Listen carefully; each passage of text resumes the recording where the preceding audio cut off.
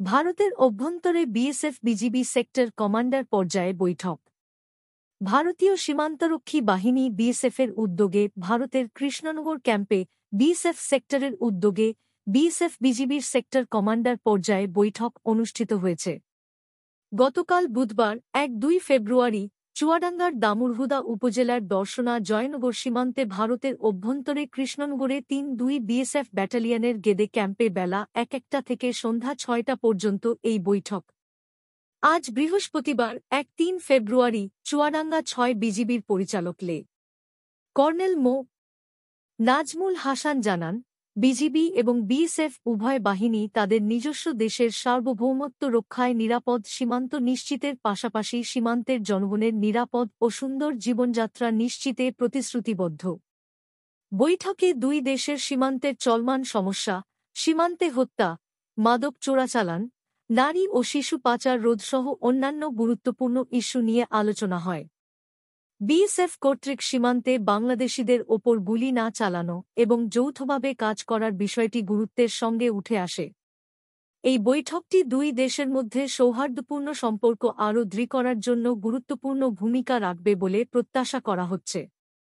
অল্প স্বল্প প্রেমের গল্প। বৈঠক শেষে উভয় দেশের প্রতিনিধি দলের মধ্যে সম্পর্ক আরও শক্তিশালী করতে উপহার বিনিময় করা হয়। এই বৈঠকে ভারতের বিএসএফের পক্ষে নেতৃত্ব দেন Krishnanagar sector commander DI Shri Sanjay Kumar এবং বাংলাদেশের পক্ষ থেকে নেতৃত্ব দেন Kushtia sector commander colonel Maruful Abedin.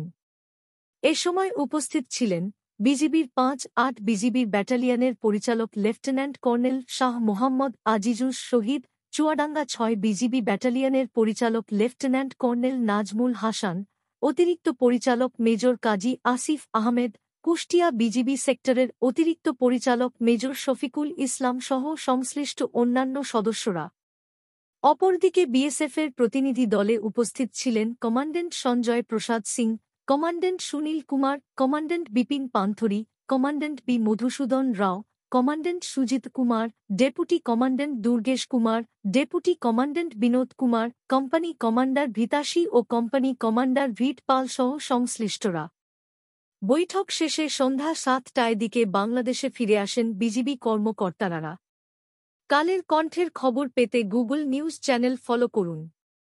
প্রাসঙ্গিক: ভারতীয় সীমান্ত, চুয়াডাঙ্গা, বিজিবি, বিএসএফ সম্পর্কিত খবর। নাইক্ষ্যংছড়িতে অস্ত্র ও গুলি উদ্ধার। সিসিটিভি ক্যামেরাটি সরাল বিএসএফ।